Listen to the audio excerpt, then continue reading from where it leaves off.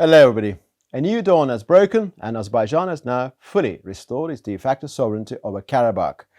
Indeed, the counter-terrorism measures conducted by Azerbaijan from the 19th to the 20th of September, during the course of which pinpoint strikes by the Azerbaijani armed forces disabled the Armenian military infrastructure illegally present in Karabakh, with every attempt having been made to minimize any form of collateral damage to the local civilians, have achieved something monumental. The grey zone in Karabakh, wherein the separatist junta, propped up by Armenia, both financially and militarily, and the formations of Armenia's armed forces and illegal Armenian armed groups amounting to 10,000 troops were present, is now being dismantled and scrapped. The separatist junta is now practically dissolved and disarmament is underway, with dialogue between Baku and representatives of the Karabakh Armenians resuming. The meetings held on the 21st and the 25th of September have been very encouraging. In practical terms, what we observe now is infrastructural integration of the part of Karabakh, wherein the Russian contingent is temporarily deployed, into the rest of Azerbaijan. For instance, the city of Khankendi is now disconnected from Armenia and connected to the energy grid of Azerbaijan. Subsequent to the de facto restoration of Azerbaijani sovereignty over Karabakh on the 20th of September, the significance of the 5th of October Granada meeting between President Ilham Aliyev and Prime Minister Nikol Pashinyan has considerably increased, since the Karabakh component was the key impediment hindering peace talks. Now the rift between Baku and Yerevan seems to have been curtailed. With disarmament, demobilization and reintegration measures being implemented on the ground in Karabakh, there are no significant hurdles in moving swiftly towards a long-awaited peace deal between Baku and Yerevan. What needs to be added to the landscape is a renunciation by Pashinyan of his international mechanism demands to address the security and rights of the Karabakh Armenians. Is he capable of such a recalibration? This is an open question, knowing of his tendency to cow to the prevailing wind.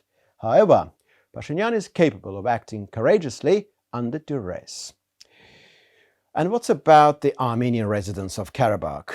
It is ostensibly strange that those Armenian political figures, experts and activists presently advocating the mass exodus of Karabakh's Armenian residents are those describing current evacuations as indicative of so-called ethnic cleansing.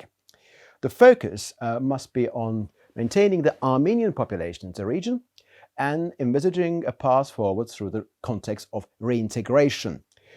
Baku is certainly not encouraging such an exodus, viewing such evacuation as being driven by the personal choice of the local Armenians at the present juncture.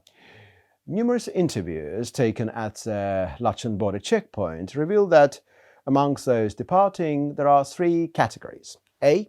Those recently settled by the Armenian government in Khankendi and its outskirts to bolster the population, thereby not automatically qualifying as Karabakh Armenians, who see their future outside Azerbaijan.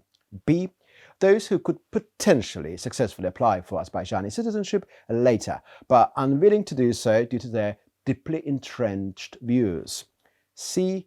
Those who are leaving to return to whence they came.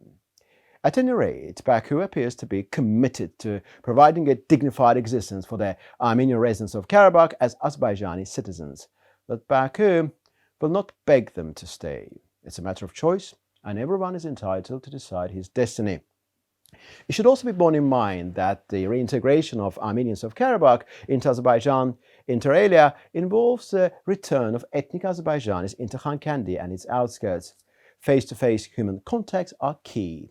And some of the videos circulating in Azerbaijani media have revealed one very powerful point. Despite the fact that enmity between Azerbaijanis and Armenians in general is very strong and will remain a reality for the foreseeable future, it is also largely contrived and incorrigibly sustained by the Armenian diaspora and considerable segments of Armenian society. And when it comes to the Karabakh Armenians, with the application of goodwill and common sense, there is nothing unthinkable and beyond the realms of possibility. In fact, it is more than doable, and my feeling is that it will be achieved very soon indeed. Left alone, human beings have much more commonalities than differences. Thank you very much.